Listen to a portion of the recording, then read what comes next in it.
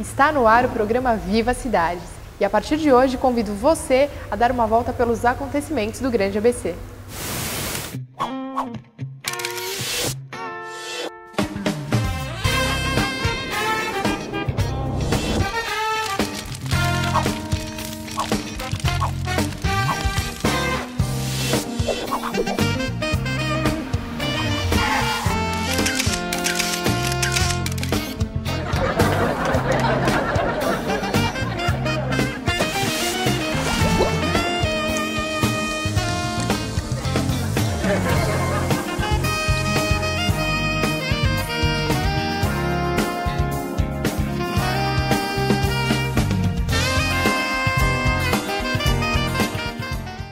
Olá, sejam bem-vindos ao nosso programa. Fizemos uma entrevista exclusiva com Maurício de Souza e depois você confere a estreia do quadro Gente do Bem, apresentado por Anabela Lazzarini e Cadu Bueno.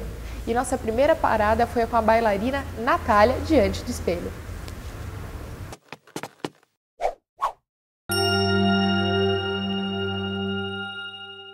Tinha que escolher alguma coisa para fazer na escola e aí eu escolhi o balé. Não tinha o porquê muito.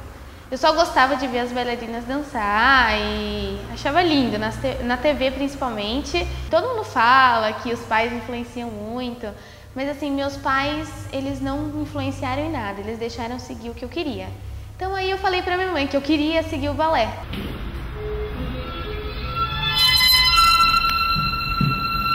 Eu comecei pequena, com 6 anos de idade, então a gente faz uma audição antes de entrar aqui.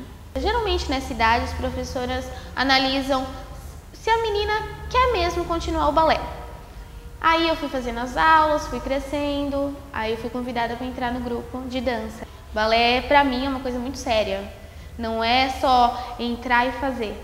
Assim, tem todo um contexto, tem todo um sentimento que quando eu entro no palco, sente que tem que sair esse sentimento e mostrar para as pessoas o que eu quero fazer.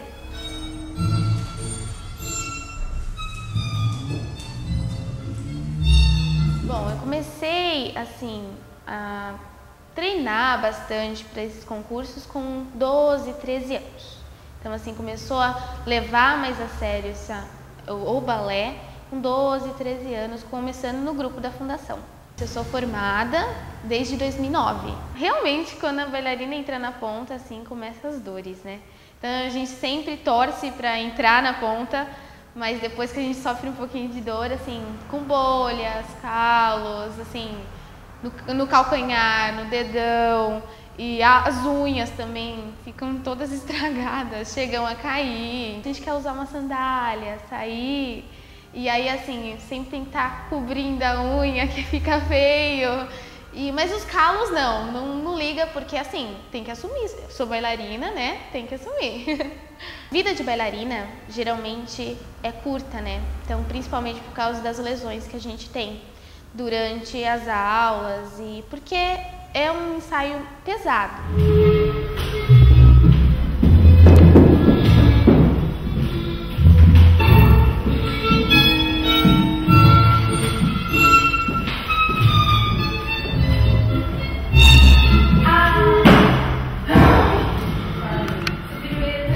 Primeiro, em Joinville, nós fomos selecionadas por DVD.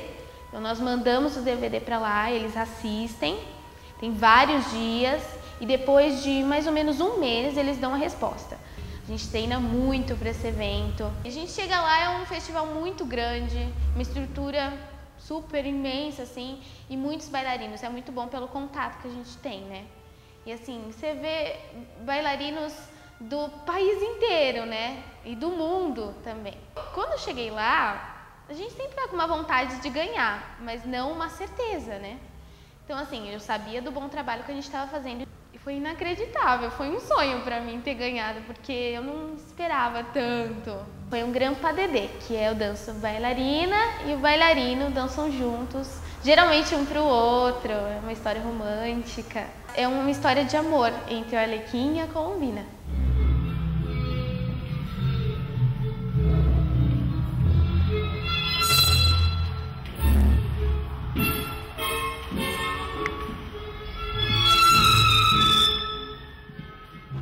professores ajudaram a escolher qual seria a dança de repertório que eu ia fazer, no figurino, na coreografia. Mas eu também tive uma boa parte de contribuição, porque no figurino, assim, queira ou não, eu dei uma estudada no balé antes de saber o que eu ia representar.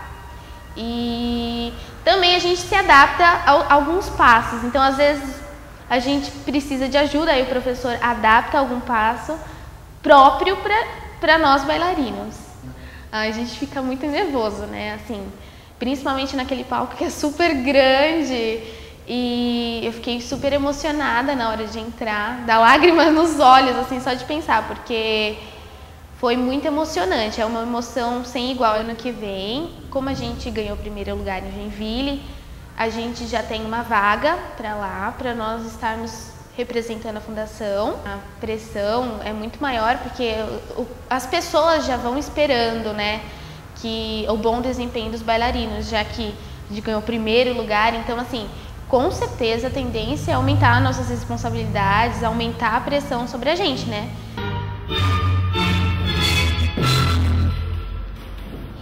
Ser reconhecida e passar numa companhia internacional, né? É o sonho, acho que, de qualquer bailarino. Eu ia prestar para uma coisa totalmente diferente, né? Eu ia prestar para medicina.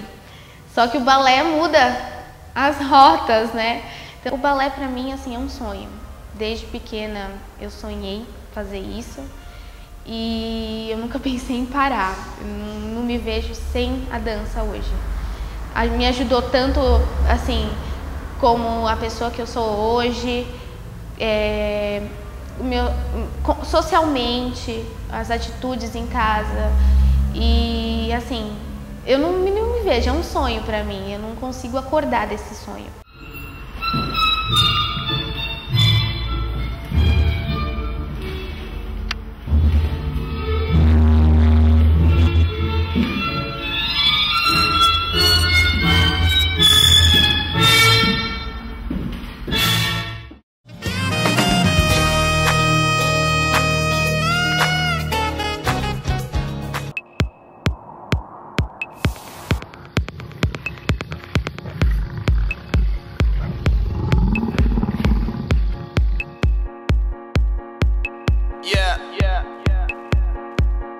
Você que ainda não conhece o Savana Music Bar, venha conferir nossa programação.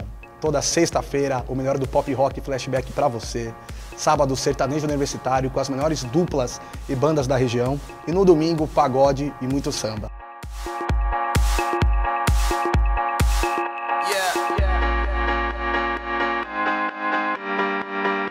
E você que vai comemorando o seu aniversário, vem fazer com a gente aqui no Savana, que você, além de ganhar VIPs, desconto para os seus convidados, camarote, vários drinks de promoção. Não perca essa oportunidade e venha conhecer o Savana. O site é www.savana.com.br. Rua das Figueiras, 271, é o Savana, vem pra cá.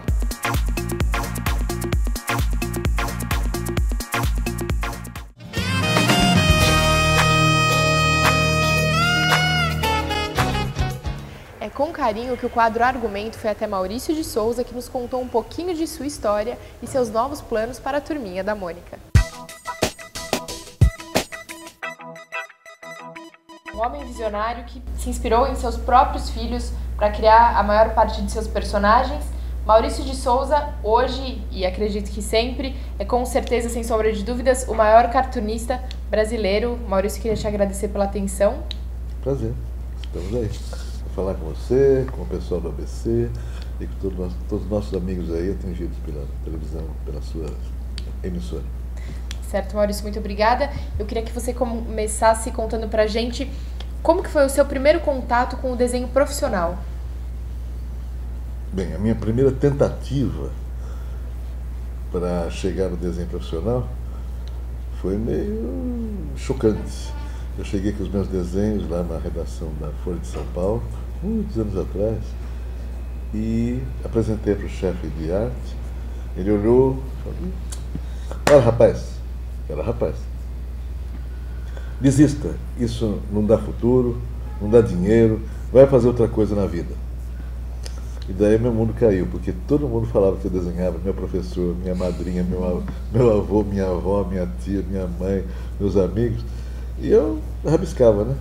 Mas ele devia estar no mau dia e falou isso. E eu quase, em vez de sair pela porta de entrada, quase saí pela janela no 6º andar da Folha, porque eu estava chocado. O que houve? O que eu fiz de errado? Aqueles desenhos que eu trouxe, que eu tinha levado, não eram tão maus assim. Mas ele deu essa esfriada em mim. Daí eu estava saindo pela redação, um velho jornalista me viu passando e falou: o que houve, menino? Eu era menino. Daí eu choraminguei para ele o que tinha acontecido. Ele falou: vem aqui, deixa eu ver seu desenho. Se puder melhorar um pouquinho a apresentação, né, enfeitar um pouco mais, o pessoal gosta de coisa mais elaborada, né? Faz o seguinte: como você desenha e está em processo de aperfeiçoamento, entra no jornal para fazer qualquer outra coisa, para salvar um saláriozinho, treina mais um pouco e depois você apresenta de novo seus desenhos, mas não para o chefe de arte, para o conselho de redação. Que daí você vai falar com o pessoal que já te conhece, já viu você, já tomou um cafezinho, uma cerveja no bar, tudo mais, seus amigos. Entra fazendo qualquer coisa. E daí eu segui o conselho dele, virei repórter policial, havia uma vaga. Fiquei 5 anos, mais ou menos, na reportagem policial, foi ótimo. Virei jornalista, aprendi a escrever uma linguagem direta, objetiva, enxuta, ideal para história em quadrinhos, futura. E, ao mesmo tempo, fiz amizade com o conselho de redação mesmo.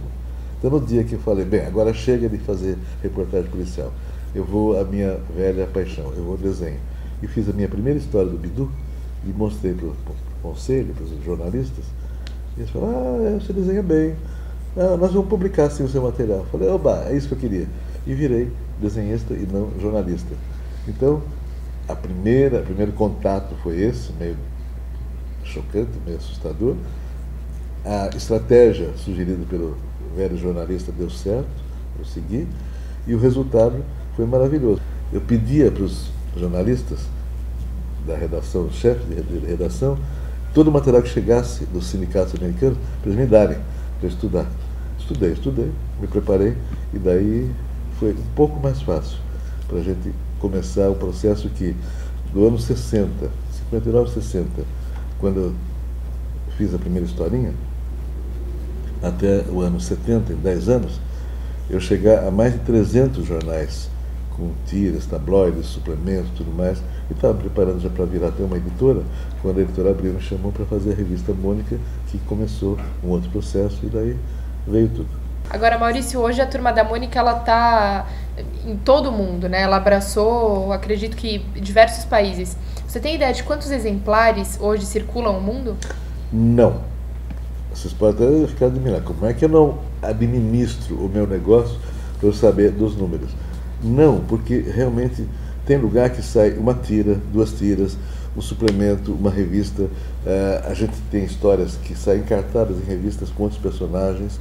Então, é muita variedade para eu entender, saber e poder ter esses números. De qualquer modo, nós estamos em mais de 30 idiomas diferentes e mais ou menos uns 50 países diferentes. Em alguns fraquinho, em outros mais fortes, em outros não tem revista, mas tem televisão, tem desenho animado. Então, nós estamos variando. Enquanto nos preparamos para daqui a 1 ou 2 anos, nós temos desenhos animados em quantidade suficiente para daí sim elaborarmos um projeto maior e mais bem arranjado, para termos números críveis, números certinhos, para eu poder responder para você. Agora me diz uma coisa, Maurício, hoje você conta com uma grande equipe, uma grande estrutura de desenhistas e artistas que fazem toda a Turma da Mônica chegar a todos os leitores. Mas como que era feito esse processo há 40 anos atrás, quando você começou com a Maurício de Souza Produções? 50 anos atrás, meio século. Como era?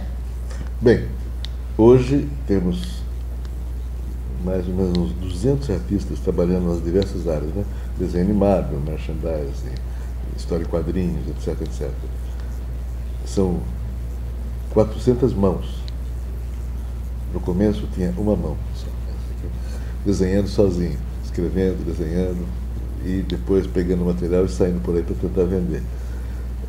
Fomos crescendo, eu só podia crescer se pudesse trabalhar em equipe. Então formei uma equipe aos poucos, orientei o pessoal e fomos criando desenhistas, arte finalistas, roteiristas, coloristas, animadores, pintores, ilustradores, aqui, praticamente uma grande escola que foi se formando aqui. E com isto,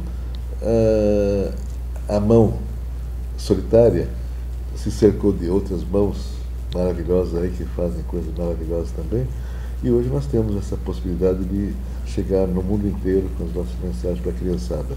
Maurício, como foi passar o seu traço, uma coisa que é muito única e individual de cada artista, para, como você falou, para 800 mãos? Isso foi difícil. Não só difícil, foi assim também meio dolorido. Você faz, escreve a sua história, cria seu personagem, são seus filhos. Cria o traço, né, veste, tem as medidas certinhas, tudo mais que eles cuidaram do comportamento, cada um tem a sua personalidade. Então o pessoal que ia chegando, principalmente no começo, eles não sabiam nada, eles chegavam sem desenhar. Muito bem, eu quase que segurava na mão deles para ensinar os traços, o roteirista para escrever. A cada processo que eu ia abandonando e passando para terceiros, era um sofrimento, era uma ciumeira danada dentro do peito, mas ainda eu não podia falar. Quando eu contratei o primeiro elemento, o primeiro auxiliar, para fazer tracinho assim, fazer balãozinho, eu já fiquei pensando, que pena, ele não está fazendo igual eu, deixa eu ver como é que eu vou fazer, como é que eu vou ensinar melhor. Mas depois, eu senti, logicamente, sabia, que só com o trabalho de equipe que eu podia desenvolver o nosso trabalho como agora. Então eu fui largando aos poucos, né, com dor no coração, mas fui largando aos poucos. Desenho, ensinei desenho, depois cor, depois letrinha. E, mais difícil, alguém escrever a história. Daí sim, daí foi complicado para o meu coraçãozinho também. Mas veio vindo gente cada vez mais conhecedora dos personagens e da história e do estilo. Porque eu estava publicando, o pessoal lia e já vinha meio preparado. Treinava, quando estava na escola, quando estava em casa, treinava. Então, depois de algum tempo, eu não precisava segurar mais na mão do pessoal. Precisava só orientar. Não, esse traço você fez mais para cá, enxuga mais um pouquinho, faz assim, e daí ficou muito mais fácil. Hoje, praticamente, o pessoal que chega aqui para pedir para trabalhar conosco, eles já vêm desenhando, eles já estudaram bastante. Então, aqueles velhos tempos entre ciúme e trabalho já foram embora, foram esquecidos. Certo. Me diz uma coisa, Maurício, você tem uma coisa muito característica sua, que é aquele ar de contemporaneidade que é tão presente em você, sempre à frente, sempre com uma coisa... O jornalismo? Uma coisa nova. E como que foi criar a Turma da Mônica 3D? Como que foi esse processo? O material todo em 3D que estamos fazendo agora, principalmente o penadinho. Bem, são ferramentas que nos permitem hoje você extrapolar, você ir para diante e você apresentar o personagem de outras maneiras, com outra textura, de outro jeito, com 3D, em profundidade. Adoro essa tecnologia que está chegando. Ela permite que você sonhe e possa transformar o sonho em realidade palpável, né? Vista e distribuída, e também, como um bom negócio, a cada vez mais. Eu penso que isso abre as portas para novos planos, novos projetos e uma ampliação de possibilidades, não só de realização, mas de negócios, o que é muito bom para todo mundo. Quer dizer, houve também essa necessidade do mercado pedindo o 3D, essa modernização. O que estão fazendo no mundo, nós temos que fazer igual ou melhor, preferência. Isso mesmo. Eu queria que você me contasse agora um pouquinho sobre o Circo da Turma da Mônica, que o seu filho criou. Como que está sendo? Está sendo um sucesso. Há pouco a Beth, sua assessora, estava me contando que foram prorrogadas, vai ter espetáculo até... 2.000 pessoas por show, por sessão. É uma coisa louca. Essa é uma novidade, eu não esperava. E talvez, porque preencher inclusive um vácuo enquanto o parque novo não chega, é uma maneira da criançada chegar perto, o público em geral, chegar perto dos personagens, né? Então o circo está sendo um sucesso, a ponto de a gente estar planejando outros circos em outras áreas. Talvez Brasília seja o próximo passo para termos um circo. E por aí vai. Além disso, abre caminho para shows diferenciados. Eu não quero usar o circo apenas como circo como agora. O circo é uma grande arena para nós apresentarmos umas outras novidades que vem vindo aí também. Agora, foi uma grande, posso dizer, sacada, porque o circo, ele vinha perdendo, o circo como essência, ele vinha perdendo um pouco isso. E a Turma da Mônica, que há quantos anos existem? Então, eu acho que o Mauro, seu filho, conseguiu, na verdade, juntar os dois. Juntou. Ele está conseguindo trazer, talvez, novamente, essa cultura do circo. E o Mauro estava muito bem preparado, porque ele veio de teatro, grandes espetáculos, peças, né? O Rei e Eu, Miss Saigon, fez grandes... E fez um ambiente, conheceu esse pessoal, bailarinos, corpo de baile, tudo mais, que nós estamos usando no circo como nunca. Então, ficou um showzão. Além disso, os nossos desenhistas, os nossos roteiristas e os ilustradores redecoraram o circo e virou um soléuzinho, uma coisa adequada a gosto de hoje, mais sofisticado, em termos gráficos, mas ao mesmo tempo com a nossa criatividade. Painel lá, gigantesco, na frente, bem atrás do picadeiro, a beleza. À noite eu fico olhando lá, eu fico admirado, nossa, que bonito, que bonito, que bonito. E é meu.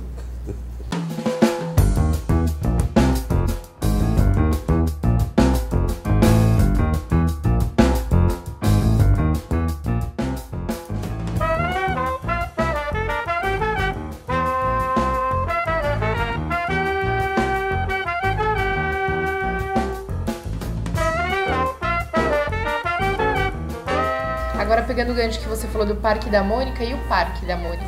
Quando volta? Parque da Mônica em 2 anos, o Parque do Cebolinha em 1 ano. Que vai ter 2. E vão ser aonde? Os lugares já definidos? O da Mônica, sim. O do Cebolinha eu não posso divulgar ainda. Mas daqui a poucas semanas nós vamos fazer uma coletiva para divulgar o local e mostrar os desenhos do novo Parque Cebolinha. Vai ser uma belezinha. Mas é um parque para brincadeiras radicais, que é o Cebolinha. E é mais para molecada e é ao ar livre. Vai ter um teatro muito bom, mas a maioria dos brinquedos vai ser ao ar livre. Enquanto que o Parque da Mônica, que vamos abrir em 2 anos e pouco, vai ser lá na região de Santo Amaro. Fechado. E é fechado, é indoor, e grande também, com mais de 10 mil metros quadrados, com brinquedos super avançados, muita tecnologia, truquezinhos que não estão no gibi, é só lá que vai ter. E agora, lá posso divulgar, vai ser no Shopping Nova 25, perto do Hotel Transamérica, e já está, você vai lá e já vê a construção. Muito bom, vamos aguardar ansiosos. Agora, enquanto isso, queria te perguntar, a questão com o fora, né, com a turma da Mônica lá fora, no estrangeiro, como que é a aceitabilidade? Porque você tem, os seus personagens, eles são tão brasileiros, tem uma característica tão peculiar, nossa, por exemplo, o Chico Bento, eles aceitam bem essa cultura? Eles entendem bem essa cultura? Como o visual do nosso material é bonitinho, alegre, divertido, mas a essência do nosso material não está no traço, a essência está na história, está na proposta, na filosofia da história. Então, se nós escrevemos uma história universal quanto filosofia, eu penso que você coloca uma história no mundo inteiro sem problema nenhum, como tem acontecido.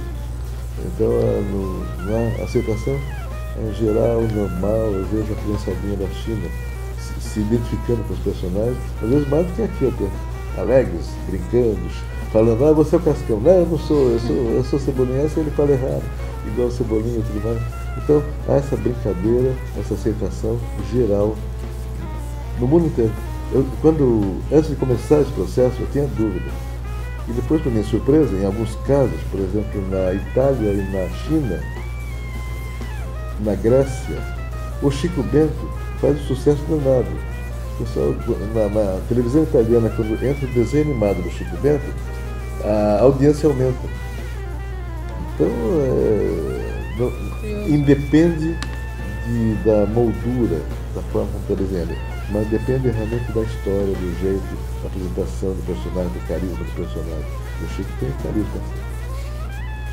Certo, agora, você que ensinou muitas crianças por meio dos seus gibis a aprenderem a ler, mãe ensinando como falar certo, de repente o próprio Cebolinha, quantas crianças não se identificaram que tinham o mesmo problema? Como que, eu queria que você me dissesse se você concorda com a seguinte frase, que o gibi ele não é literatura, mas é a porta de entrada para que as crianças tenham prazer em ler. Totalmente, lógico, é um belo aperitivo. Começa ali, gosta, quer, e depois de algum tempo, acontece normalmente, o gibi não sustenta mais, a pessoa quer mais. De tanto ler o gibi, de tanto ler, se habituou, daí já quer entrar em outras áreas, quer entrar na literatura mesmo. Outro dia o presidente da Academia Paulista de Letras, o Mendonça, ele falou para uma repórter que estranhou um pouquinho, né, a votação que eu tive para entrar na academia, foi a votação esmagadora. Como é que um quadrinista entra numa academia de letras? Ele falou, por quê? É uma academia de letras, não é academia de literatura. Então, foi boa a frase dele lá, porque realmente nós escrevemos, nós usamos letras. E não precisa fazer um livrão desse tamanho para você escrever uma obra com peso, com mensagem e que atenda e divirta o leitor. Agora, para a gente finalizar, a pergunta que a gente tinha que fazer, que é o boom atual, né? Os personagens não vão mais fazer 7 anos. Eles vão ter continuidade, eles vão crescer, vão fazer 8, 9, 10. Não vamos assustar o leitor.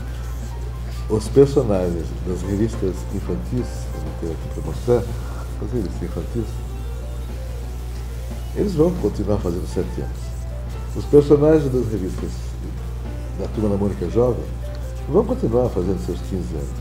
Uma terceira linha de revistas que vai ser criada é que vai ser cronológica, vai prosseguir no tempo, acompanhando a idade da turminha junto com a idade do leitor. Então, o leitor, que antes, quando chegava nos 15 anos, ou antes, chegava nos 10, depois dos 15, e falava, bem, isso aqui não é mais a minha leitura, não é mais o meu meio, não é meu papo, não é o meu papo mais, não é a minha tribo, ele não vai ser abandonado, ou ele não vai abandonar essa novela, esse folhetim ininterrupto, contínuo, que vai acompanhar o nosso leitor de hoje pelo resto da vida, falando a língua dele, vivendo o que estiver acontecendo, vai ser jornalístico, para isso tem que ter uma equipe de escritores, de psicólogos, que vai ter psicólogo, médico, não sei, jornalista. Eu tenho que estar falando do que estiver acontecendo, porque senão nós não estaremos falando a língua do leitor em evolução. Prefiro falar em evolução do que em envelhecimento. Tem sempre evolução melhor. E eu acredito na evolução realmente. Maurício, só mais uma perguntinha. Você tem um personagem favorito? Eu sei que é difícil escolher, mas você tem um? Não exatamente. Quando eu escrevia e desenhava sozinho, quando fazia a Mônica, eu era a Mônica. Então, naquele momento, era o meu favorito. Fazia o Bidu, era o cachorrinho. Fazia o Jutalhão, eu era o elefante. Fazia o Horácio, eu era o dinossauro. Só que com alguns personagens, principalmente animais na história, você pode fabular mais, você pode contar um pouquinho mais, falar um pouquinho mais de uma crítica, falar de uma crítica social, uma crítica, fazer uma sátira, fazer uma brincadeira política, às vezes até, de leve. Então, talvez o personagem que eu ainda escrevo e desenho sozinho, que eu não consegui passar para o estúdio, o Horácio, seja o personagem onde eu desaguo mais do que o Maurício de Souza acha que precisa dizer ou gritar.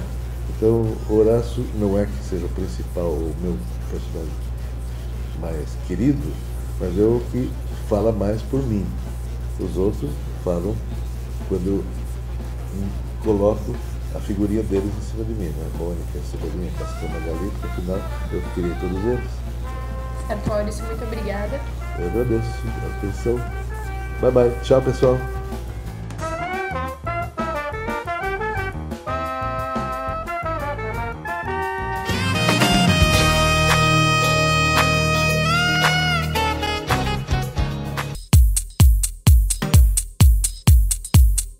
Você conhece a Queen Moda?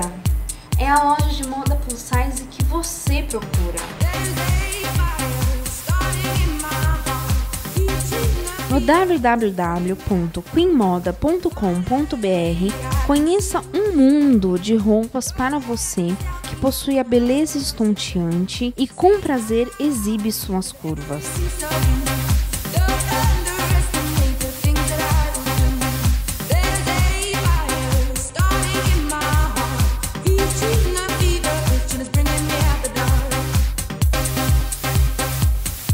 Seja bem-vinda a este mundo virtual.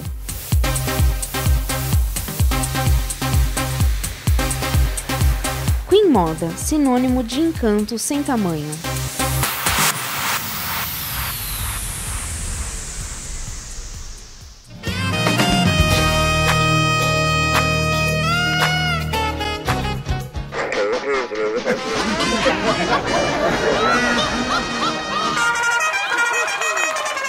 Oi gente, para quem não me conhece, meu nome é Alfredo, Al para os amigos, Fre para os íntimos e Do para quem quiser. Os meus amigos sempre falam que eu sou igual carrinho de loja de 1,99, que basta brincar 10 minutinhos que eu solto a rodinha aqui, ódio. Mas eu nem ligo. Quando eu era criança eu adorava brincar. Eu brincava de passanel, mãe da mula, eu brincava de médico com meu primo. Eu sei que vocês devem estar pensando, né? Vocês devem estar pensando que eu sou gay, mas eu não sou gay. Eu sou apenas um aprendiz. Eu tenho até um time de coração, eu sou São Paulino, ex-campeão. Eu adoro ir pro estádio, gente. Principalmente quando eles me agarram e fazem o vai lá, vai lá, vai lá. Ontem um amigo corintiano chegou para mim e disse assim, você viu? O São Paulo manteve a base. Só trocou os esmaltes. Enfim, gente, vamos ao que interessa. E eu sou um personal DFR, que é o personal dos defeitos femininos em relacionamento. Olha que chique. Muitas pessoas me param nas ruas e me perguntam o que eu fiz para adquirir esse know-how adequado para essa profissão. Vocês sabem que know-how é uma palavra americana, né? Subentende que eu sou muito bom de línguas. Uma das coisas mais difíceis e chatas que eu fiz para adquirir o know-how foi ter que namorar com uma mulher. Gente, como vocês são complicadas. Por isso eu mudei de time. E olha que não me arrependi. Os homens são muito mais compreensivos. E eu vou dar umas dicas para vocês, mulheres, para que não virem motivo de chacotas na roda dos seus machos quando eles se encontram com os amigos. Meninas, a gente sabe que o objetivo do homem no primeiro encontro é levar vocês para o motel. Mas no fundo, assim, lá no fundo, bem lá no fundinho, eles não gostam disso. Eles gostam de coisas difíceis. Vocês acham que eles veem Playboy e assistem National Geographic? Por quê? São pessoas em lugares que eles nunca poderão estar. Então trava essa periquita e deixa para o próximo encontro. Os homens gostam de coisas difíceis, é ou não é? Vocês acham que a maioria deles são corintianos? Por quê? É praticamente impossível ganhar Libertadores.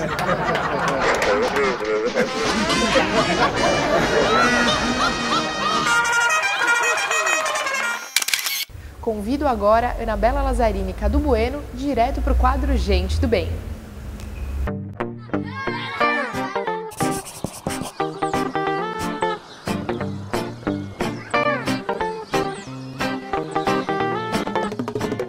Hoje o quadro Gente do Bem esteve na cidade de Mauá, na Grande São Paulo, no lar Sol da Esperança, que acolhe aproximadamente 40 menores, provendo habitação, saúde, cultura e lazer. O quadro Gente do Bem esteve lá, ouviu sonhos, realizações e experiências dos funcionários e colaboradores dessa instituição. Vamos acompanhar com a nossa querida Anabela Lazzarini. É com muito carinho que hoje eu estou fazendo a visita no Lar Sol da Esperança, uma casa que abriga 40 crianças e tem como sua presidente a minha querida amiga Margarete Greco, filha de um casal de benfeitores desse lar, pessoas abençoadas, iluminadas, que é a Dona Diva e o seu Klinder Greco. Com vocês, a minha querida presidente Margarete.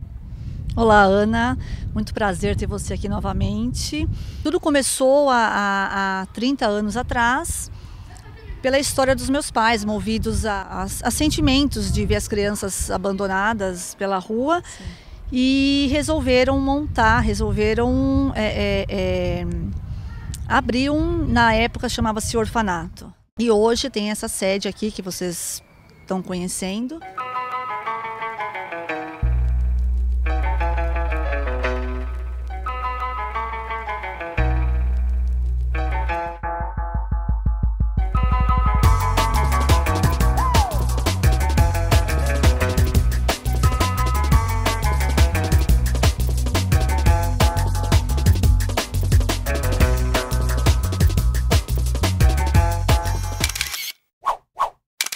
Bem, Márcia, para mim é um prazer estar aqui com você. Já conversei com a Margarete lá fora, soube que você é a coordenadora deste lar, tão lindo lar, fundado pelo seu Klinder, pela dona Diva.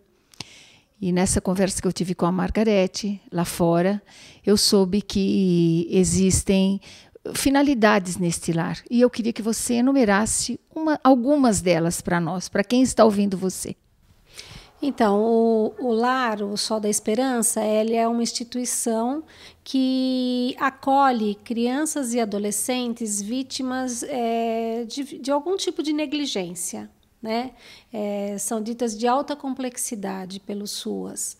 E então, o que acontece? A juíza, de posse das informações que ela tem, e se ela julgar necessário, ela pede o acolhimento dessas crianças, e aí eles vêm para cá e passam a morar aqui no lar. Sim, e o que me suscita uma curiosidade, eles têm uma vida normal aqui. É um lar, vão para a escola, tem o almoço, refeitório, jantar, tem passeios, um lar normal, como uma casa. Isso, na verdade, é uma medida de proteção, né? Então, ela deve ser temporária, ela deve ser breve, né? Mas enquanto eles estiverem aqui, é a casa deles, tudo eles fazem fora, vão ao cinema, vão para a escola, vão ao médico, fazem todos os tipos de atividades extracurriculares fora, normal, é uma casa. As crianças dormem aqui, os pais vêm visitar, esse é o trabalho do Lar Esperança, Sol da Esperança. Não, as crianças dormem aqui, enquanto eles estiverem aqui, eles estão sob a guarda da presidente, que no caso até a Margarete. Ela é a guardiã, ela é a responsável. O pai, nesse caso, vem visitar, né? A gente marca um horário que é mais conveniente para eles e que também não atrapalha a rotina das crianças, mas eles vêm visitar. Hoje em dia, um dos principais trabalhos, além de tomar conta, vamos dizer assim, das crianças, a gente desenvolve um trabalho com os pais, que na verdade até é prioritário. Por quê? Porque muitas vezes elas vêm parar aqui por uma falta de estruturação. Então, a gente tem uma equipe técnica que trabalha com a família e aí são feitos encaminhamentos, a gente trabalha junto com o poder público, com o CREAS, né? E aí eles são encaminhados, às vezes, para uma secretaria da habitação, frente de trabalho, para um tratamento, drogatização, né? Vários outros.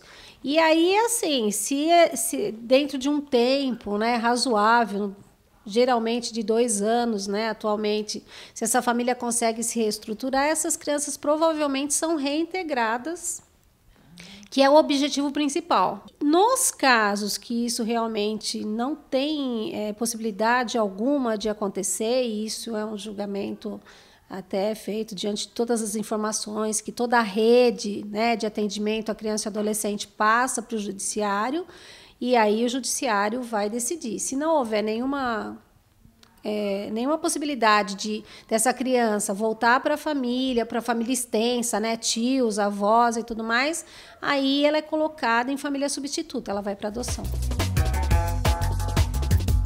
Márcia, caminhando aqui pelo lar, eu observei muitos espaços e eu queria que você nos contasse como é.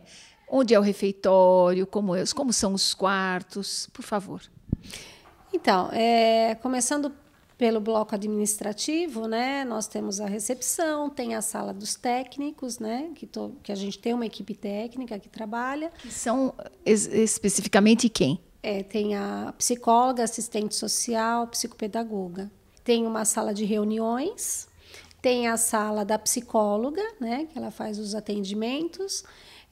com a família também. Aí saindo, nós temos, ainda dentro do bloco administrativo, tem o bazar, onde é feita a triagem e a loja.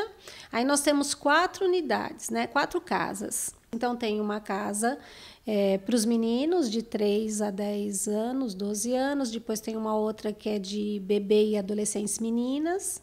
Aí tem casa das meninas, de 3 a 12 anos, e dos meninos adolescentes. Até assim, eles se confraternizam também, porque tem o refeitório, eles almoçam juntos, assistem televisão juntos, tudo, mas na hora de dormir que existe essa divisão. Tem a biblioteca, que também funciona como sala de informática, a lavanderia. Nós temos um pequeno depósito, né, que a gente até chama de oficina, onde a gente guarda alguns equipamentos. Aí tem um bloco central que tem o nosso refeitório e a cozinha, o refeitório onde se realizam os nossos eventos, né? Tem uma despensa e tem a área, né, aqui de estacionamento, que é onde eles brincam, essa área coberta também para quando está chovendo, que eles brincam, tem uma área coberta. E os recursos para manter essa casa? Porque nós notamos que é muito grande, muito diversificada, são muitas crianças. Quantas tem atualmente? Então, como nós somos aqui em 4 casas, nós temos 40 abrigados. São 10 abrigados em cada casa. E a faixa etária? De 0 a 18 anos. Os 18 anos também, quando é atingido aqui, é feito um preparo, né? Eles começam a trabalhar antes, fazem cursos de profissionalização para que depois que eles conseguirem um emprego, estarem assim, né, estabilizados, conseguirem uma moradia adequada, aí eles saem. Sim, e com que recursos a casa se mantém?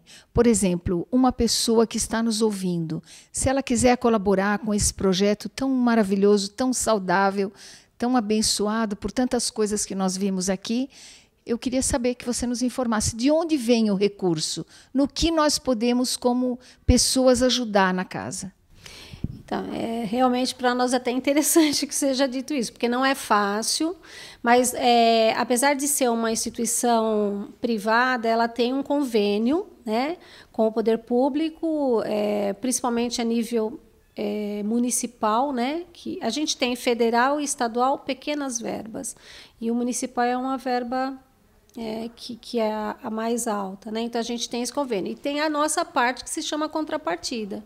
Então, na contrapartida, a gente tem contribuintes mensais, né? Se alguém quiser contribuir, né, ver o trabalho, quiser contribuir, pode contribuir, recebe os boletos, a gente manda e contribui.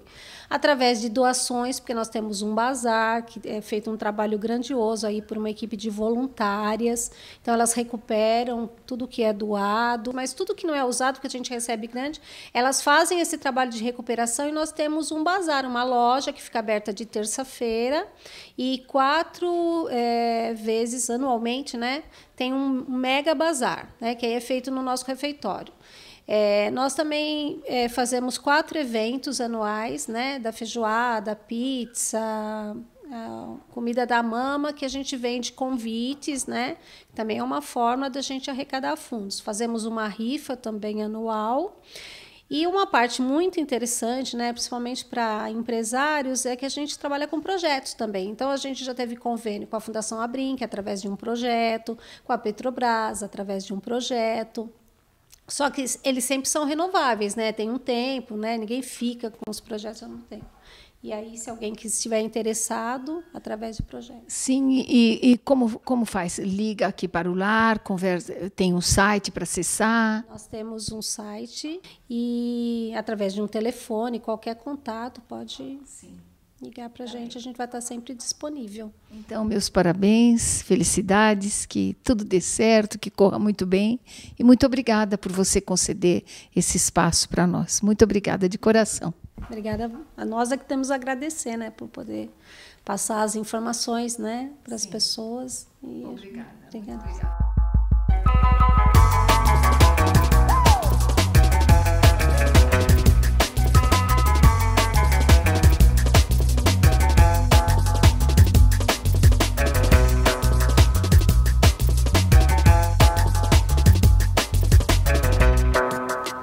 Você acompanhou a matéria e pôde observar que o Lar Sol da Esperança também precisa da sua ajuda. Se você quiser colaborar como voluntariado ou com doações de roupas, brinquedos, alimentos ou mesmo produto de limpeza, entre em contato. Cadu Bueno e Anabela Lazzarini, esse foi mais um quadro Gente do Bem para você que é do bem. Um grande abraço. Este é Ao Vivo a Cidade. A partir de hoje, nós temos um encontro marcado toda semana. Venha passear comigo e até semana que vem.